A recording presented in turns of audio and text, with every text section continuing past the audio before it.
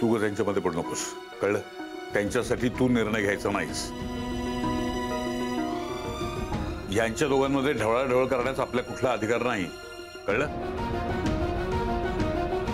जाण्याची निशाला घेऊन ये.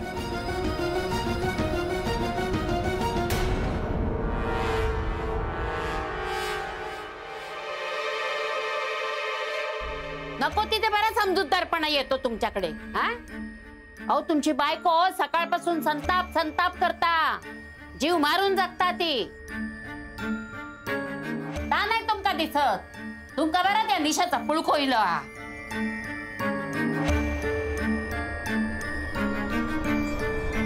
हा विषय थांबा सासूबाई, थकलोय मी आता. काही ऐकण्याची ताकद राहिलेली नाही माझ्यात. आपल्याच माणसांशी किती भांडायचं. जावई बापू, अहो दुसऱ्यांच्या चुका कधी माफ न करणारे तुम्ही भांडा कधीपासून घाबरू लागलात? भांडून आणि हक्काने मागून काही मिळत नाही सासूबाई. आयुष्यभर कष्ट करत राहिलो, कष्टाने सगळं उभं केलं आणि एका क्षणात होतं नव्हतं झालं. हे सगळं पुन्हा उभं करणं माझी ताकद नाही आता. पण ते भाग्यातच नव्हतं. माझ्या नशिबाने मला लायकी दाखवून दिली. मी काय मागितलं होतं? माझ्या मुलीचं सुख इतकं महागात पडावं. मी अडचणीत होतो त्यावेळेला मदतीचा हात म्हणून मी सुनेचा हात हातात घेतला, तिने मला दरीत ढकलं. सगळं संपल्यासारखं वाटतंय आता. मुलगी माझ्यापासून लांब गेली. ज्या मुलाच्या हातात माझ्या मुलीचा विश्वासाने हात दिला त्यांनी लग्नाच्या वेळेला विश्वासघात केला.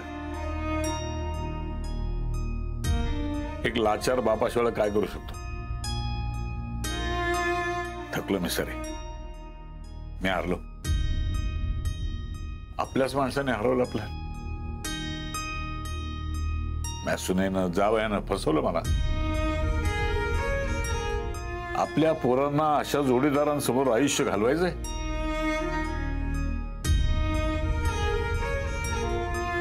मी तर यांना बाहेर नाही काढू शकत. त्यांचं नातं, त्यांचं नशीब,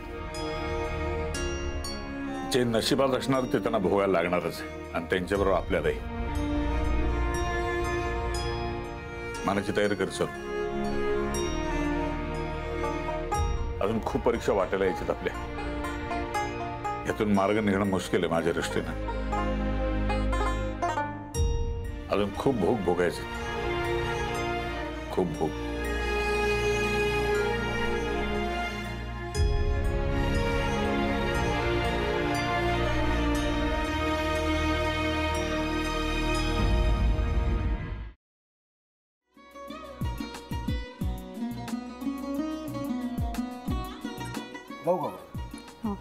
असाच लावू ना.